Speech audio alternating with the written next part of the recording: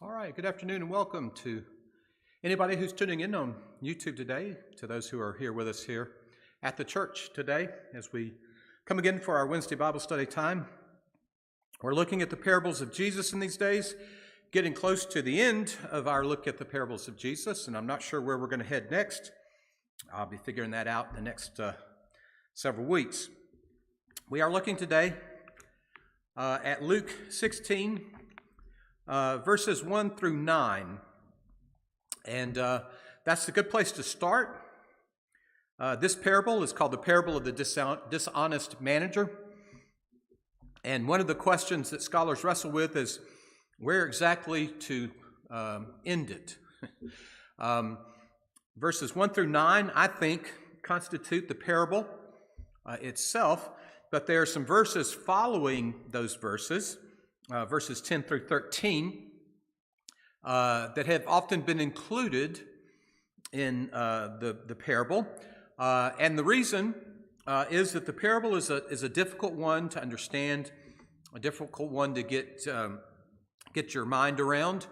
And so scholars have concluded that Luke was offering several possible ways of understanding it and included some other teachings of Jesus to try and help that out. So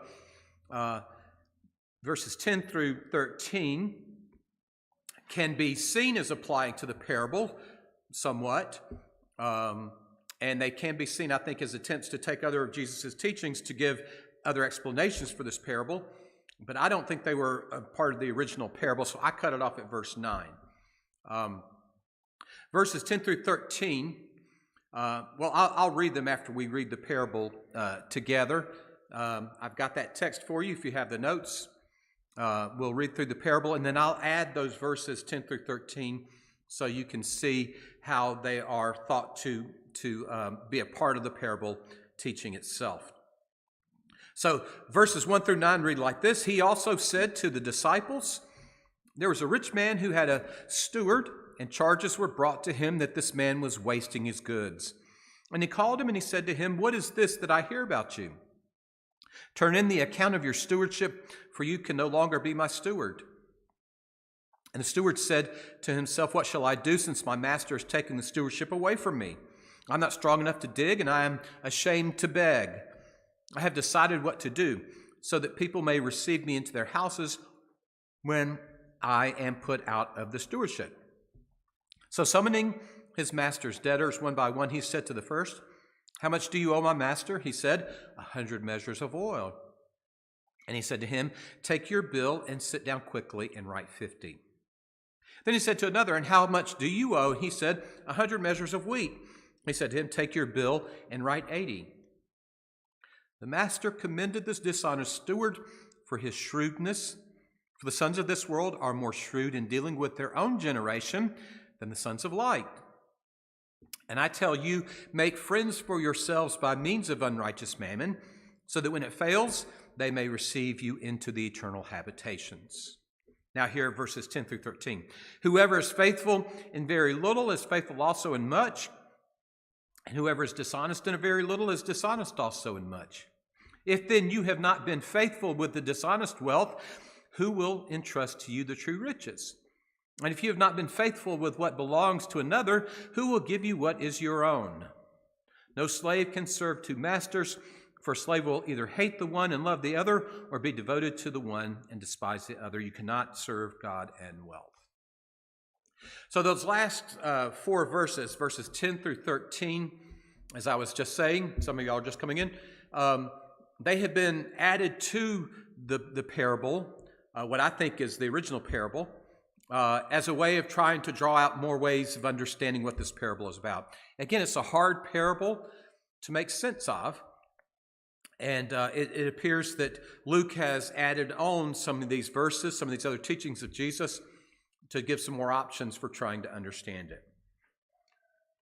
We're just looking at verses 1 through 9, and we just read those verses, and so we're going to talk about that as the parable for today. Now, another thing that we need to do in looking at this parable, we need to look at a parable that comes before it and a story that comes after it. The parable just before this is the one we talked about last week, the parable of the prodigal son. And you know that parable, we just talked about it. The youngest son of a father of two sons asks his father for his inheritance so that he can leave and go live on his own. He gets his money and he takes off and he lives in wasteful ways, sinful ways, and loses everything he has. He finally comes to himself at some point and realizes that he's destitute. He's got to get, somehow he's got to take care of himself, and so he appeals to his father to forgive him and to let him come back as a slave. And of course, the father forgives him and restores him to sonship. So that parable comes before this parable, and there are some similarities there if you pay attention.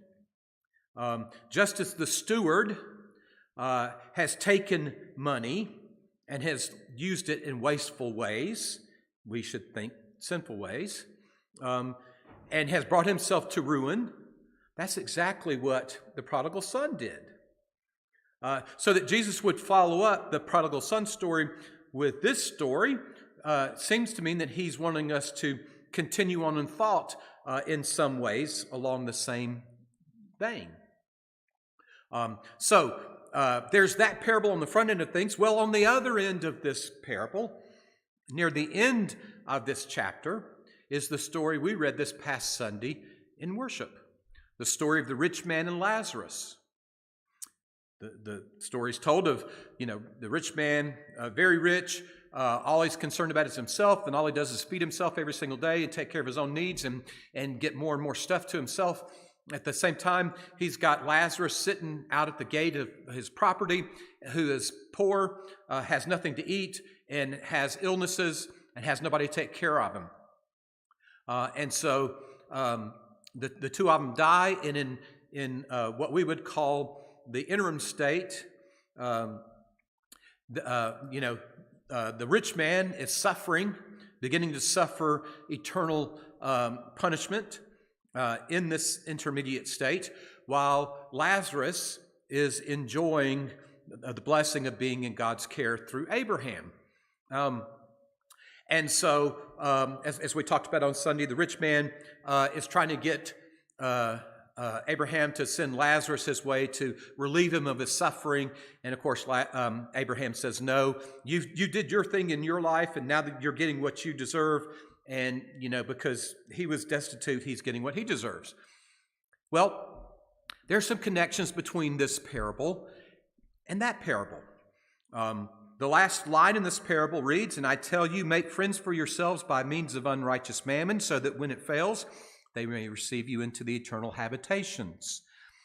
They're in their eternal habitations now, the rich man and Lazarus. And the rich man is not able to go into the same place as Lazarus because he did not use his wealth, his unrighteous mammon, to take care of the poor man, Lazarus. So you see there's some similarities, there's some connecting points on that end of things too. So to me, it's not an accident that these parable stories are connected together. They help feed off of each other and provide meaning. This is something one of my seminary teachers taught me long, long ago, 30 some odd years ago. When you're reading the Gospels, always pay attention to the story that comes before the one you're looking at and the one that comes after. Because oftentimes the Gospel writers link them together to make a point. Or Jesus linked certain actions and stories together to make a point. And the stories would, kind of provide commentary on the actions he just carried out. Well, I think that's true here. There's connections between the prodigal son parable and this parable, and then the story of the rich man and Lazarus and this parable. And maintaining those connections helps us to think about this parable and to understand its meaning.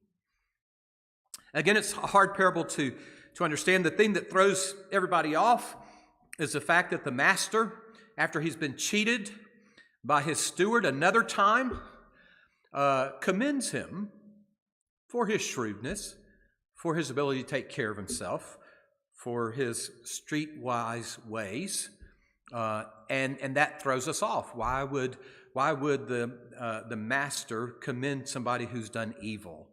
And that's why it's always been a hard parable to make sense of. Well, I think the first way, and I think this is the primary way of reading this parable, is in looking at it as a call to prepare for life after death. In the story, the steward is cheating his master, and he gets caught. The master finds out, and so the master tells him to turn in his books. He's going to judge him. So there's judgment. That's the central theme of the story. Steward has done wrong, and he's been caught, and now he's going to be judged. And the end result of his judgment, and he knows this, is that he'll have no place to go. He's out on the street. So it's a judgment. There's judgment in this parable, and I think that points to the final judgment for us. We are sinners. We know that we have done wrong, and we know that we don't deserve to live in the kingdom with God. And so on the other side of judgment, there's eternal death for us, unless we figure out how not to enter into eternal damnation.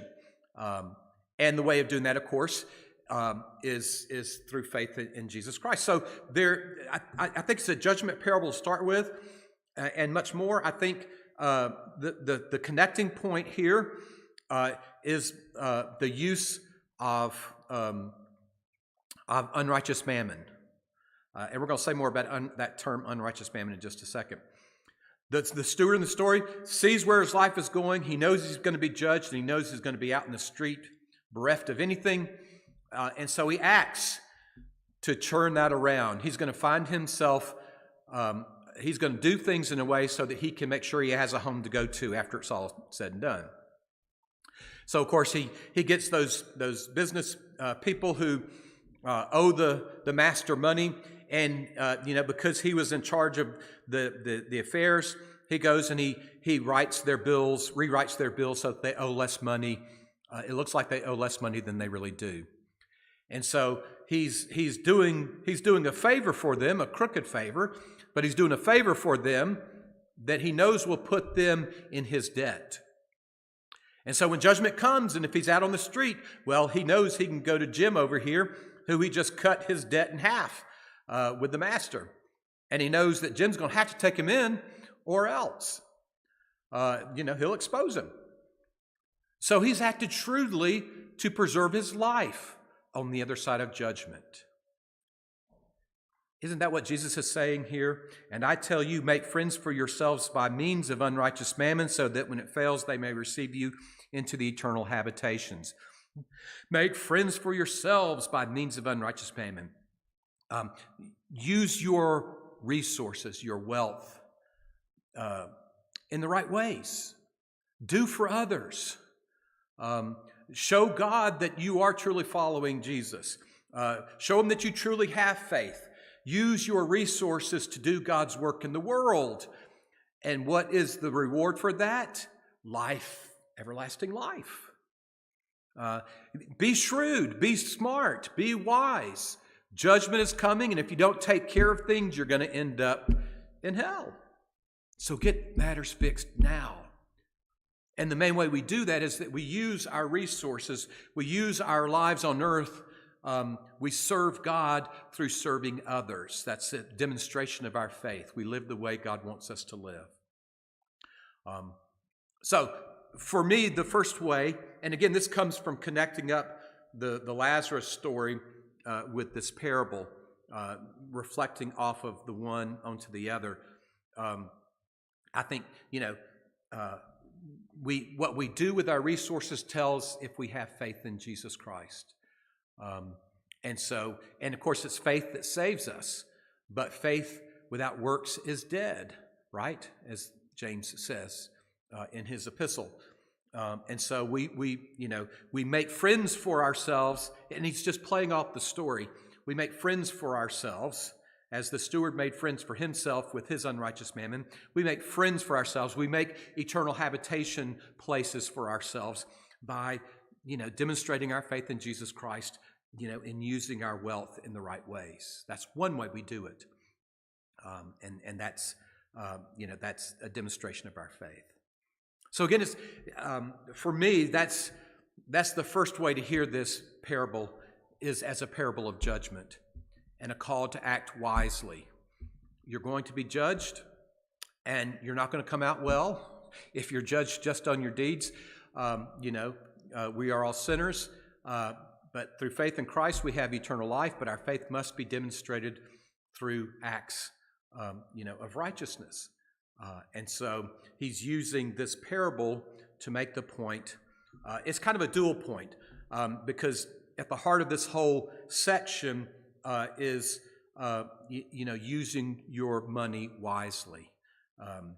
The rich man didn't use his money wisely. He didn't use it in a godly fashion. He used it in an ungodly fashion, and he ended up in hell for it.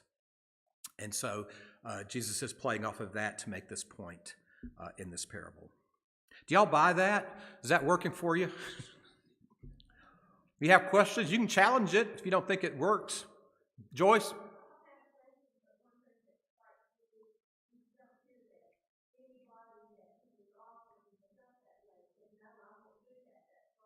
Right.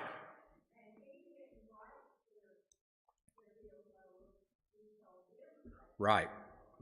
They were very willing participants. We're going to say something about that in just a minute. So for me, just trying to read those first 9 verses, reading them within the context, because money is the key issue in this passage. Those verses we read afterwards, 10 through 14, you can't serve God and mammon. That's the last one of those verses. You know that teaching. You'll love the one and hate the other. And so this is really about the right use of money. And the rich man Lazarus story follows after it very soon. This is really about those who use their wealth wisely and those who don't. And the Lazarus rich man story tells you that, if you don't use your wealth, the rich who don't use their wealth wisely, who don't use it in godly fashion, reserve judgment and damnation for themselves. So for me, I hear this in that same vein. It's a judgment parable. Judgment is coming. And if you want to be as wise as the steward was, yeah, he's a crook, but he's a wise crook. He's a smart crook. He knew, he wasn't strong enough to dig, and he wasn't going to go around begging. He had to do something to, set up a life for him after being, kicked out of his job. And he did. He was wise. He saw what was coming, and he took advantage of it. He did something about it. You see that judgment's coming, do something about it.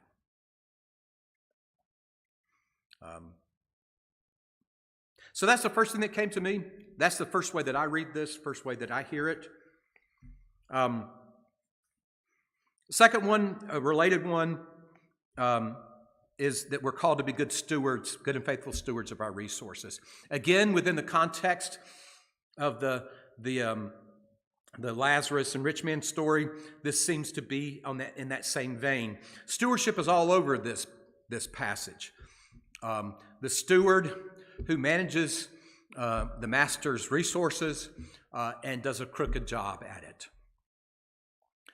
And he's found out.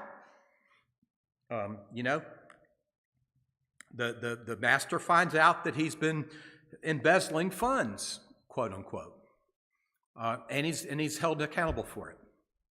Well, that's a key theme in Christianity. We are stewards of our lives, of our resources, of everything, and we are held accountable for our stewardship. There are plenty of parables, and we'll come across one here in the next couple of weeks about stewardship and about being a good steward. And so you can see that in this parable. I don't think it's the main point, but it is it is a major aspect of this parable, the call to be a good steward. I made reference on Sunday to this, when we were talking about handling money, Paul's letter to Timothy, and the whole issue of the desire for riches versus being content with what you have, the danger of the desire for riches. And we talked on Sunday some about the fact that we are to see our wealth as an issue of stewardship. What we have comes to us from God. We may go out to work and earn it, quote unquote, but it's God who gave you the smarts to get the job. It's God who gave you the health, to hold on to that job. It's God who has provided for the peace and prosperity that we've known in this land for so long. I mean, you can go on, click, click, click, click, click, click, click. How much ever we think we are responsible for what we have, it's God's grace that has made it possible for us to have it. And so we reason as Christians, everything we have comes from God. And if it weren't for God, we wouldn't have it. But it's on loan to us, really. It's not ours, it's God's. And it's on loan to us to use as He directs. And of course, as we talked about on Sunday for a few minutes, we are to provide for our own needs, of course, absolutely. And we are also to provide for the needs of those who are truly needy around us. And we are also to provide for the ministry of the church. And so if we're not careful, we are not using, we can be just like the steward. We can embezzle God's resources and use them for our own purposes instead of for God's purposes.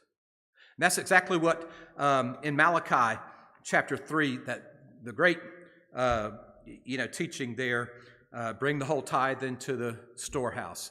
Well, it starts off, you have been robbing me, says the Lord. How have we been robbing you? You haven't been giving your tithes. You've been holding back like the steward was holding back. You've been taking away from me what you owe me, what you owe your neighbor, what you owe your family, and taking care of your family. What God gives us is God's loaned to us to put to use as He directs. We can embezzle it just as the steward did, not using it rightly. God holds us accountable for it. Yes?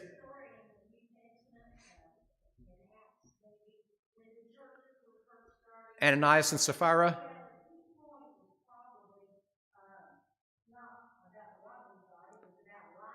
Yes. Yes, indeed. Ananias and Sapphira, chapter 3. Yes, very much. God holds us accountable for stewardship. And that's present in this parable as well. Back to what Joyce was saying a second ago, the issue of unrighteous mammon. That term unrighteous mammon is in verse 9.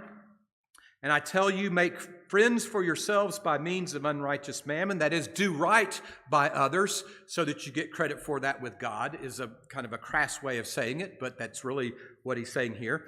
That term unrighteous mammon, the question to ask is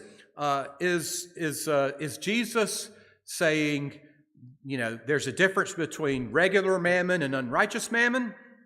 Or is he saying all mammon is unrighteous? Now, we of course say, and we make the distinction, that money in itself is not bad. It's what you do with the money. It's how you use it and that kind of stuff. And that's true. But the other side of the matter is, very few of us, well, I won't say a few of us, too many of us in this world today, use money in deceitful and destructive sorts of ways. Politicians, high finances, people, banks, big business. What do we find happening all the time? Embezzlement, misuse of funds, oppressing the poor to increase the bottom line. Corporation X takes over Corporation Y. and finagles it so that they break up Corporation Y, and so people get thrown out of jobs, also that Corporation X and their stockholders can increase their profits. Happens all the time. We call it good business. There's all sorts of bad, evil stuff done with money. And you know what's bad? We can't get clean from it.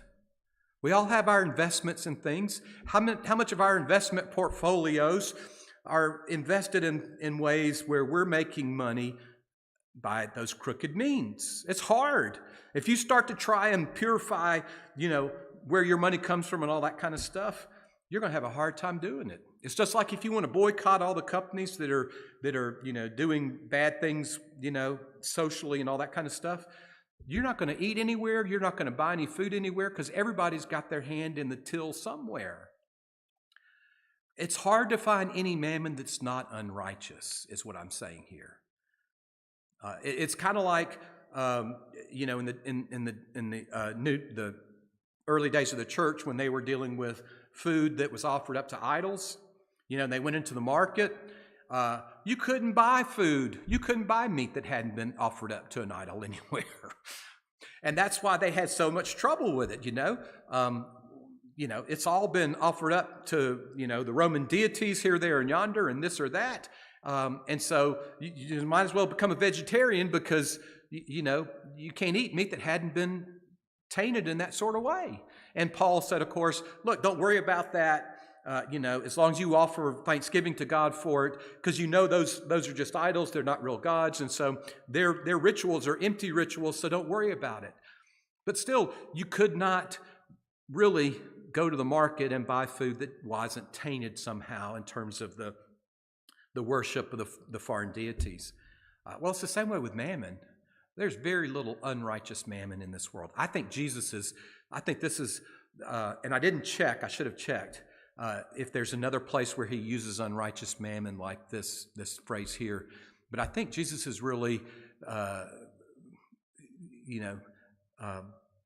making not a joke, but kind of a snide remark. Unrighteous mammon.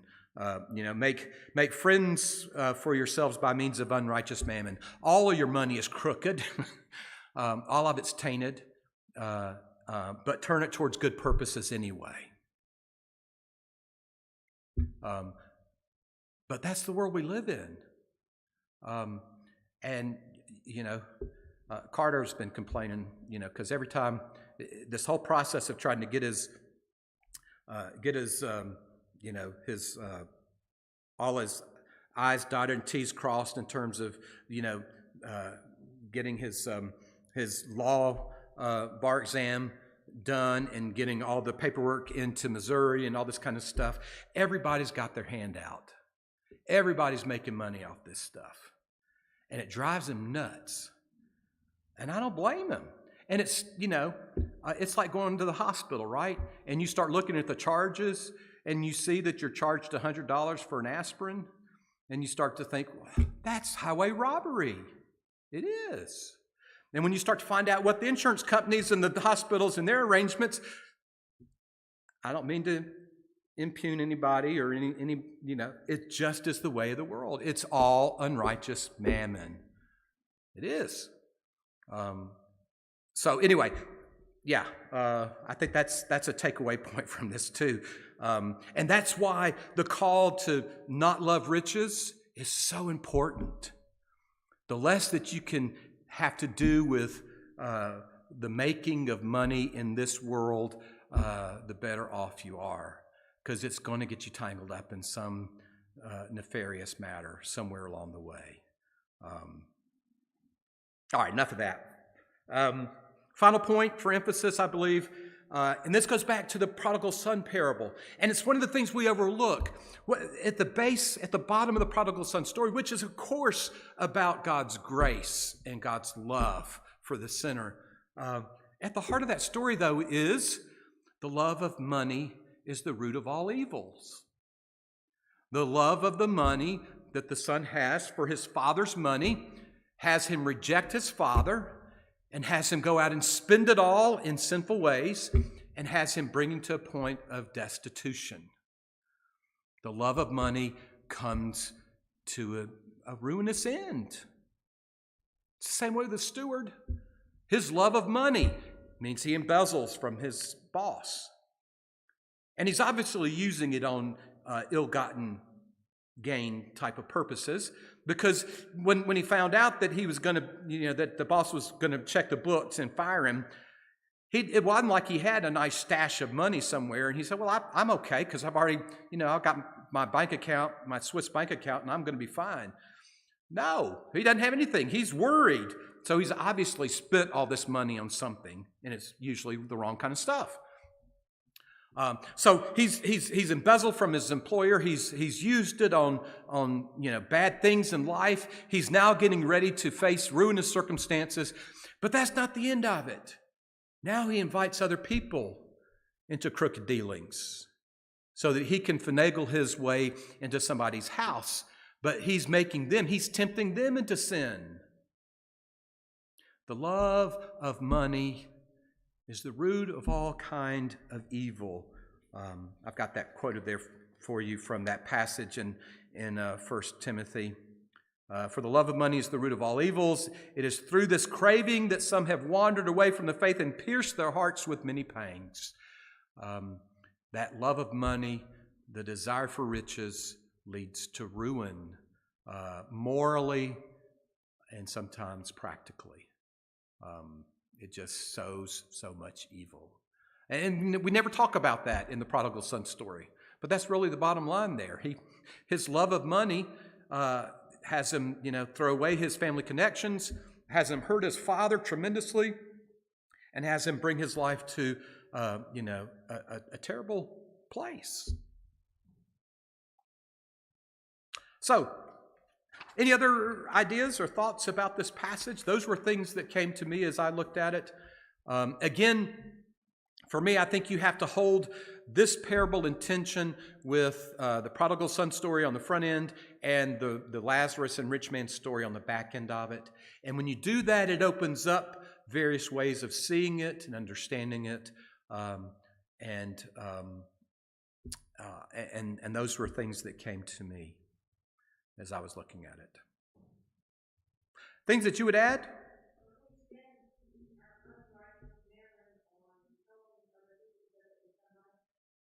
Well, yeah, I think, yeah. It's all unrighteous. It's all unrighteous mammon, but at least put it to some good use, right? Make it, redeem it. Yeah, I think that's there too. Yes.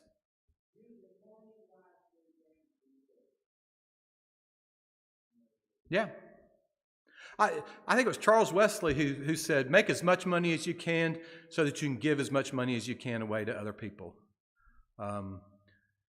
But again, that emphasis on unrighteous mammon, I think it drives home the point, the love of riches is a bad thing. Don't get sucked into that. Don't get sucked into that. The more you love riches, the more trouble, the more harm you're going to do. But yes, it's all unrighteous, so try to do the best you can with it. And again, I love Truett Cathy, I love Chick-fil-A, and I think that's a great story and all that kind of stuff. But, who knows what all the behind-the-scenes stuff is there and everywhere else. And, again, we don't know so much. The money that we buy a stock or that we put in an investment portfolio, we don't know what all it's being used for. And frankly, we don't want to know because it would scare us. And then what do you do? How do you get out of it?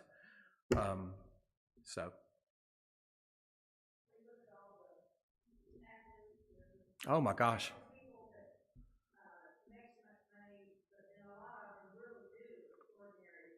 Oh, sure.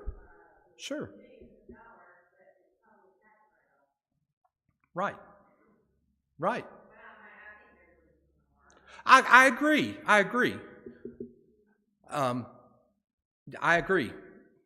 And that's the way we should look at it. Do all the good you can do with the money that you have, but don't be fooled into thinking that it's not tied into, evil everywhere. It's kind of like the whole issue of slavery that's being debated today, and everybody wants to single it out, but there's history is much more complicated than what people are making it out to be. And the fact of the matter is that there are some who there are some countries where in Africa where slavery was part of the way they did things, and so if you start trying to purify everything, there's nothing. All of history has sin woven through it. Everything. And so, you just have to be careful. It's just like the Southern Baptist Convention. Our beginnings aren't pure. The issue of slavery divided us, and we chose the one to allow missionaries to own slaves. I think is what it was. It boiled down to, or pastors or whatever. That was okay. The history, human history is full of sin, and it's tangled into everything. And it doesn't mean that you excuse the past. It just means you try to do the best you can do in the present. Knowing that human interactions are all mangled and tangled and touched with sin, you try to do the best you can do today with where you are, with what you have. And don't fool yourself into thinking, that you aren't somehow complicit in the world's trouble. We all are complicit in the world's trouble on so many fronts. Yeah.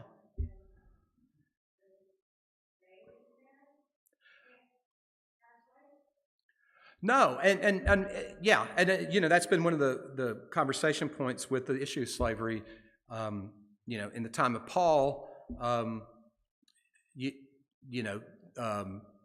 Paul's expectation was that everything was that Christ was coming any day, and so making an issue out of it and making the freeing of slaves and slavery in that day was different than the kind of slavery we're talking about.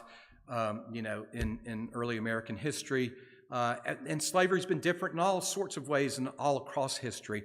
Slavery's been a way, indenture, bondage has been a way that some people have, worked off debt and been able to come into society as free people. So, it's much more complicated.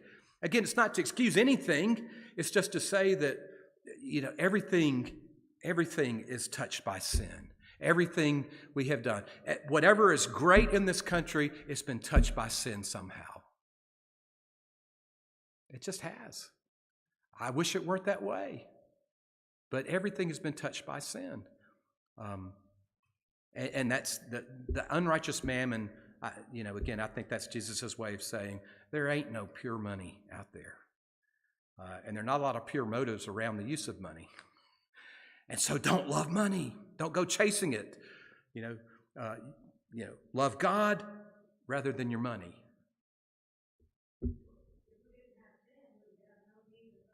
Right. And because sin is so much into everything, we think we can make the world right. We think we can fix the problems in the world, and we can't. Because everything is touched by sin. It doesn't mean you don't try to do right. It doesn't mean you don't try to cure this or to end that. But don't fool yourself into thinking that you can do it, because even as you're doing it, you're sinning in ways as you're doing it. You're extending sin in ways as you're doing it.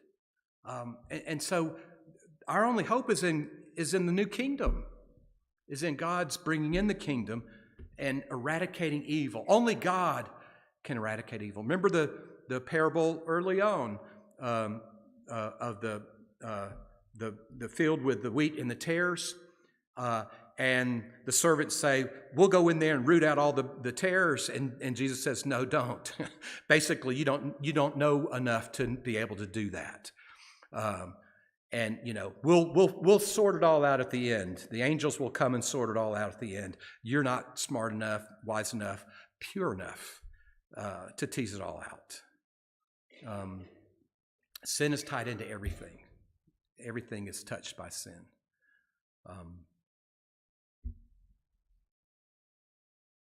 I didn't mean to go off on all that, but it's there. It is. It is. Anyway, any other comments, questions, thoughts? Thank you much. I'm not sure where we go next, but we're going somewhere. So